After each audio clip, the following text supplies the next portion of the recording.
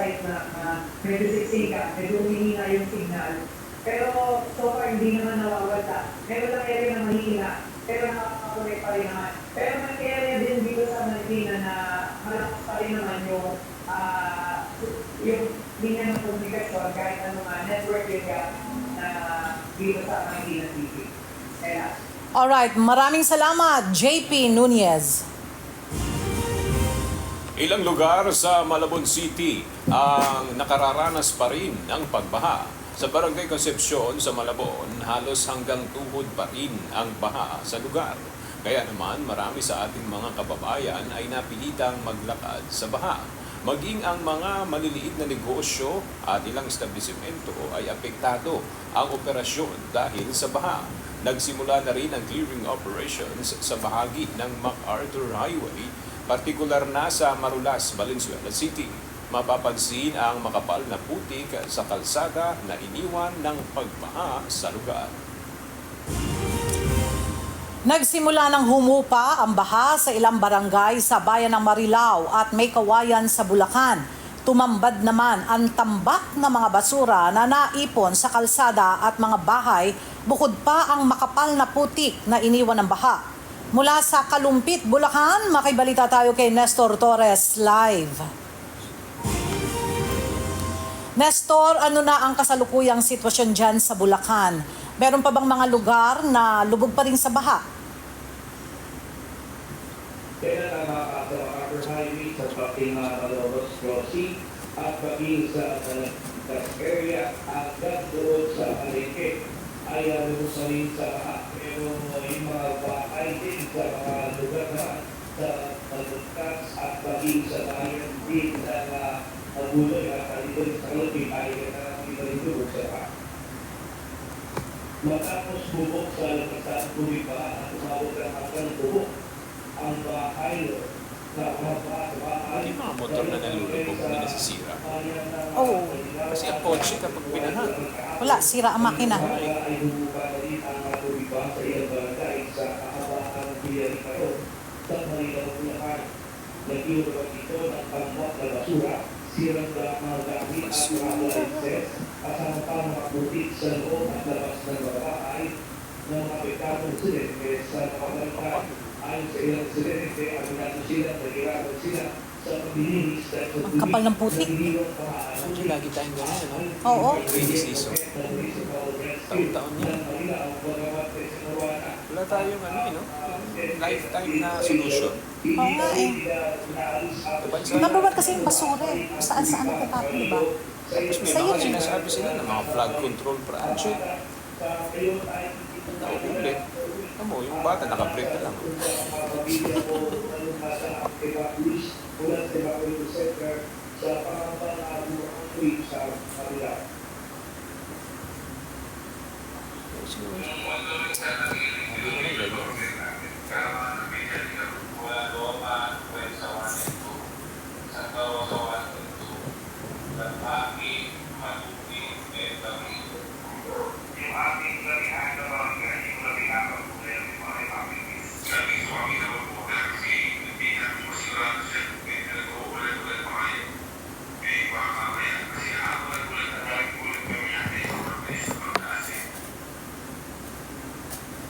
Bukod sa Malinaw, Paliwari ay kami ng bahat sa ilang barangay naman sa May Kawayan sa lugar silang crossing at marami din ang mga basura putik na nakapos sa mga bahay. Pati naman sa record ng Bulacan PRC, umabot sa mga bayan sa Bulacan ang nakatulukoy na palit na nagkakas sa mga Good legs. naabot na hanggang Betang at Ah, Tuhod Ben. sa pakita ni Bulacan at Pangiliwawa sa Pangitay sa Malabos. Sa Pangitay sa Balagkas, hanggang sa 2025 ang ay dala ng PRC. Yung mga poste na, delikado yan. Huwag kang lalapit dyan. Minamatay na dyan eh. Kuryente. Sa probinsya ng Bulacan. Sa ngayon ay kailangan ko mga sa aking tulad dito sa lugar sa Alpin ay dito sa Iba o Este ay mantegal sa Iba o Este Alpin ay Pinaraman siya ng kotse. may portion na bukod sa lugar naman ng lugar sa North Vietnam ay hanggang Bewa pa rin sa ngayon dito sa particular pickup ng isang kulay ito na yung pinapagpayan din ng municipal rescue na patuloy pagkakas ng tubig sa ilog sa Kalupit at maging sa Kulikulaan na nasa naging pagkakawala din ng tubig ng tipo at kusus ng paapo. At yung mag-release time mula ito sa Bulacan. Nestor, medyo mataas nga yung baha dyan, ano? Wala naman bang naitatalang nagkaroon ng sakit na leptospirosis? Ayun, nagkuha tayo ng update sa Bulacan Public Health Office pero wala pa naman wala nakitalang na casualty o nasugatan din dito sa Bulacan. Kung mga tuloy-tuloy pa rin ang ginagawang monitoring din doon sa mga maaaring mga makasakit sa pagluso sa tubig bakit. Alright, maraming salamat, Nestor Torres. Hindi pa rin nakakaalis sa Batanes ang ilang mga turista na na-stranded doon bunsod ng pananalasa ng bagyong Karina at Habagat. Samantala, ilang kalsada naman sa Cordillera ang hindi pa rin nadadaanan dahil sa mga landslide.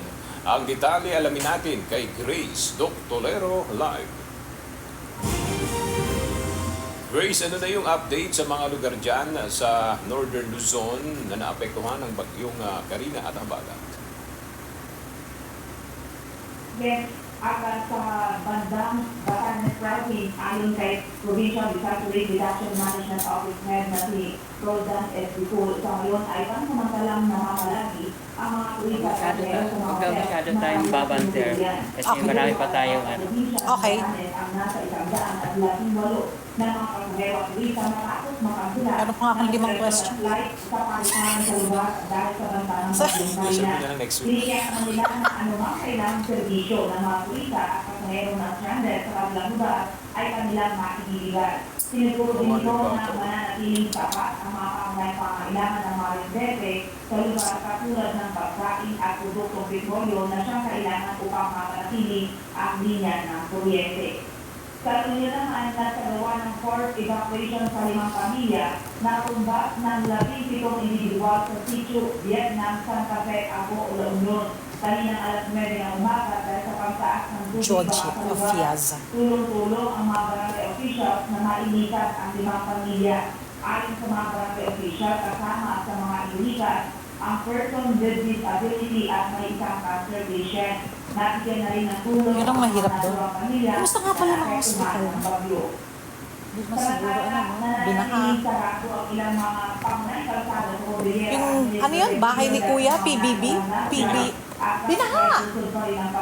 Masisiki, di ba? Oo. Malapit sa ABS, CBN. Tapat lang yun eh. Barangay Bagong Silangan po. Na natabunan dahil sa pagbigo ng lupa. Hindi rin mataanan sa ngayon ang Itogon Dalupiri, City Limit Santo Tomas Road, Congress, Oo nga, bagong silang. Andres Ako, Masabi. Paras ba yung bagong silang? Kay Bata. Sa Caloocan. Alam ko kasi bagong silang yun eh. Silangan pala. So magkaiba yung sa Quezon City sa Caloocan pala. Tama ba? Silangan po yun. Bagong Silangan. Sa Quezon City. Apo, Quezon City po yan. Yun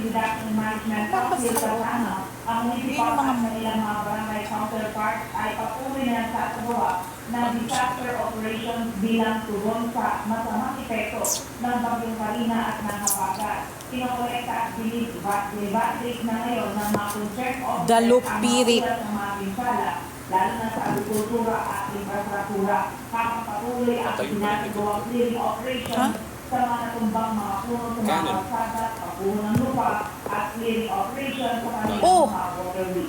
Yan yun ang balita, balik sa'yo aga. Maraming salamat, Grace Doc Tolero. Nananatili pa rin sa evacuation sites ang 100 pamilya sa barangay Bagong Silangan, Quezon City. Isa ito sa mga barangay na pinaka-naapektuhan ng matinding buhos ng ulan at pagbaha, bunsod ng Habagat at bagyong Karina. Mula sa Bagong Silangan sa Quezon City, makibalita tayo kay Rosalie Cods live. Rosalie, kumusta na ang sitwasyon ng mga evacuees dyan?